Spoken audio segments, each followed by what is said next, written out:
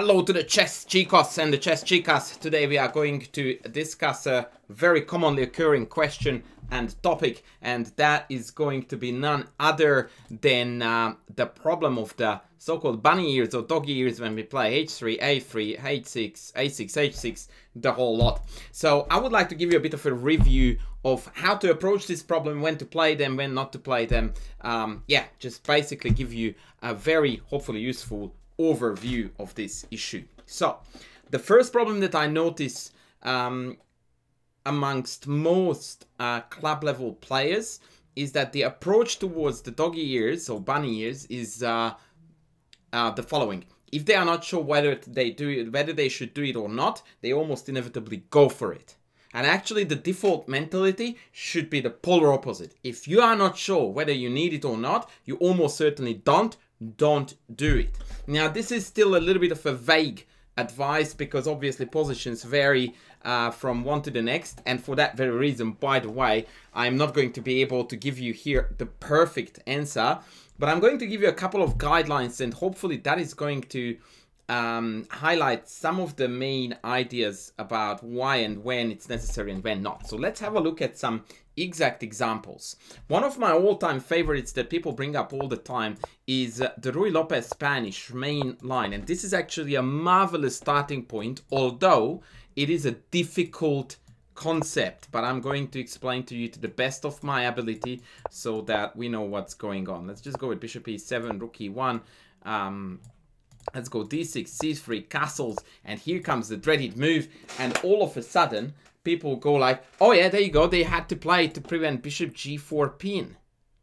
And actually, whilst the move is designed to prevent the bishop g4 pin, excusez-moi, the picture is a lot more complicated. And this already indicates to you, by the way, that it's not a matter of, oh, I want to stop this. It's a matter of understanding what is going on in the position. What's going on in the position is the following.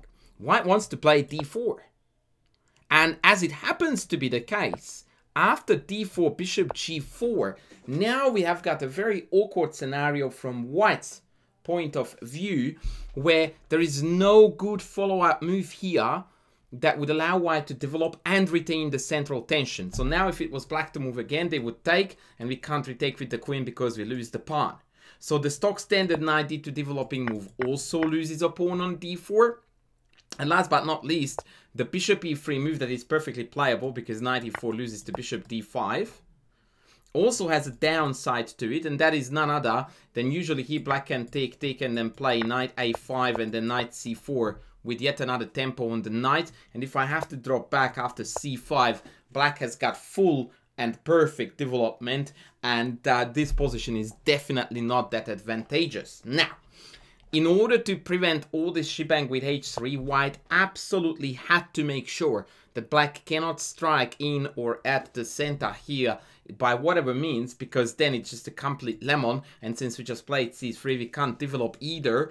So this obviously had to play with extreme caution, but as luck would have it, White is totally fine, and after knight a5, bishop c2, c5, we get to play d4, or if they play bishop b7, we again get to play d4.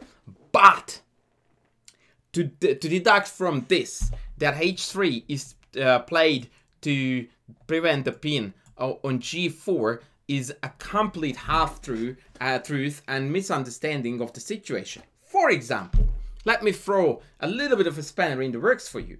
In this position, yours truly loves to play the d3 Ruy Lopez, which is basically announcing the fact that I'm not interested in playing for d4 for a while. I'm gonna just muck around with my knight to d2 to f1 to g3, play regular Spanish maneuvering moves, and I will worry about the center later. In this position, bishop g4 is a positional mistake, and a sizable one, a move that I have received a myriad of times and explained it a myriad of times too, simply because I get to kick the bishop goes back. It shouldn't, but that's the logical way to maintain the pin. And after knight d2, whatever, it doesn't matter what they do. Knight here, bishop back, knight g3. The bishop gets kicked. If they take, I take back. Thank you very much for two bishops. Knight coming to f5. White is much better. And if they go back to g6, this is again a tragic and terrible bishop. And after knight h4 followed by knight f5, white is going to win the game. I had myriads of blitz games like this, and all of a sudden we realize that this whole entire picture about bishop g4 is a lot more complicated than what we thought. So h3, as a matter of fact, is basically a preventative measure to prepare for d4, but it's perfectly unnecessary if you don't want to play d4. And that right there for you demonstrates that if you understand the dynamics of the position that you are playing, almost certainly you are going to give an adequate answer to whether you need to play h3 or not in any position, not here, but in any. Right? Whereas if you don't understand what is going on and whether that pin is important or not, then more often than not we find ourselves committing a serious mistake. I'm going to show you a different example.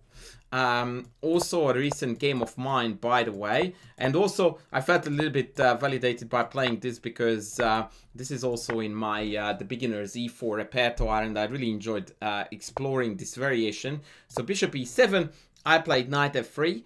I worry not about the pin, but I will get to that in the next move, because after castles I played bishop e3 purposely. By the way, this is a bit of a cheeky one, because generally this bishop quite often goes actually to e2. Sometimes it does go to d3 as well, but I wanted my opponent to be tempted into making this pin. Now, one rule that you want to learn right here, right now about this pin and in relation to h3, a lot of people would play h3 here. In fact, in the Lichess database, more than 9,000 of them did. What this does is that it prevents a mistake. That's what this is. And that's why you should be awfully careful with when you do it and when you don't. Because my move invited bishop g4, really bad move. And by the way, this is right away one of the many things that you should consider when you are tossing up about h3. When you are trying to justify not playing it, the first thing you want to do is to imagine what happens if they pin you and then you kick them. Because that is almost always the most aggressive, the most confrontational way to deal with this pin. Because now if they have to take, that's 9.5 times out of 10 a total failure, because they didn't come here to take you, they came here to create a pin. And now thank you very much, 2 bishops, better development, see ya, wouldn't want to be ya. They go back, g4. And tada, lo and behold, it's like, oopsie daisy, someone is getting mated. And usually, this is the point where I get the question of, woo, where are we gonna castle? Well, first of all, let's worry about this bishop first and this king, not this one, because I'm not exactly seeing that raging attack coming at us. And by the way, the answer is that we're gonna castle here. But after h5, knight g5, I had 2 games like this recently. This is already almost +3. It's game over. And the reason why it is already game over is because our attack is breaking through and we won 1, 2, and now a 3rd tempo is about to be won on that bishop that perfectly, aimlessly is running around on the board. Now imagine that we are depriving ourselves from that attack by playing h3 here. Oh my lord, like that is not how you want to play chess, right? So once again, you do the dilemma, you go like, do I need this? Do I not need this? And usually you come to the conclusion that actually I do not need this. In fact, on the contrary, I can't wait to see this nonsense. Come at me, bro. Now, one more of the no buenos, and then I will show you a couple of theoretical things where it is good. The other day, 4 or 5 days ago, a good and keen supporter of the stream sent me a game to analyze, and I won't remember the exact game, so I apologize, but I'm going to kind of wing it, what he did with white in that particular game. It looked roughly like this. Give or take, this was the position, something like this, yeah? And at this point, our beloved friend played the move a6, and I was like, oh me lord, why would you do that, mate? And here comes the answer, which by the way is really, really instructive. He said he wanted knight c6, but he didn't like b5.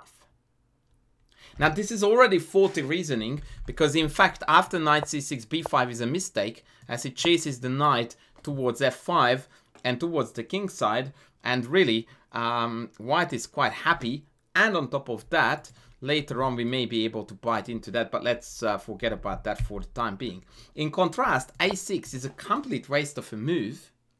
It stops something that wasn't threatening at all. And now after g3, knight c6, white, by the way, can still play b5 if they so desire. So overall, it's an absolutely waste of time, and it doesn't fit in the structure either. Like a5 would make a lot more sense to put as many pawns on black as possible with a light squared bishop, but a6 here is just no bueno. Now, a lot of the time people play these moves because they have the argument that, oh, in lots of theoretical positions it's right. Yep, I already demonstrated for you the Ruy Lopez, and now I'm going to show you a fair number of doggy and bunny ears that are theoretical, and I will explain to you why. So let's start with the no-brainer classic, the knight off. So a6 is in almost every Sicilian line by black is a vitally important move to deprive the b5 square from white. This is primarily so that we can play e5 without allowing the knight here, but equally importantly, we also would like to bank on the ability of us playing a timely b5 and develop our bishop to b7. Preferably do it with knight d7 so that you don't lose immediately. b5, and the bishop comes to b7. And this b5, bishop b7 is seen in almost every major Sicilian line. The Scheveningen, the Najdorf, the Sveshnikov, many Marozzi binds, the four-knight classical, Richter-Rauser. Look, there is more than I can think of. That's a perfect example of a6 being played on a regular basis, and it's being good. Another textbook example of this would be a lot of a6 moves, for example, in the Meran setups. Actually, let's go, sorry, knight d7, bishop d3, takes, then we play a6. The idea is to secure the b5 pawn and then break up with c5. And again, you see that the formation is very similar to the Sicilian. We want the bishop here, the pawn here, and this pawn formation also gains some space. Very similar to this is the Queen's Gambit accepted structures, where very often black plays is this mysterious looking a6. The use of this move is again very apparent. Number one is that we want to play b5 and develop the bishop here, and if they deny this, then after knight c6 the b4 square has been weakened, and a6 took the b5 square away from white, so the insertion of these two moves heavily favored black. Now let me go back to another classic example of mine that is actually in the Tarrasch. Knight c3, c5, e3, knight c6. The main move, one of the main moves for white here, is the very sneaky a3, which may look very odd at first sight, but the logic is that we want to take c5, so let's play a reasonably bad move for black.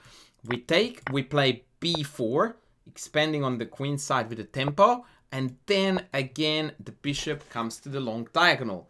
The move has been justified. And so on and so forth. The list goes on forever.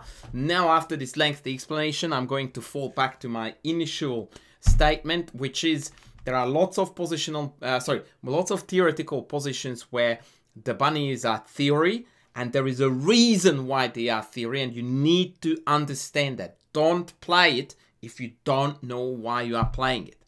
The Spanish explanation, I believe, was quite compelling in this regard. Secondly, if you are not sure whether you need it or not, that's your number one sign that you don't need the bunny ears.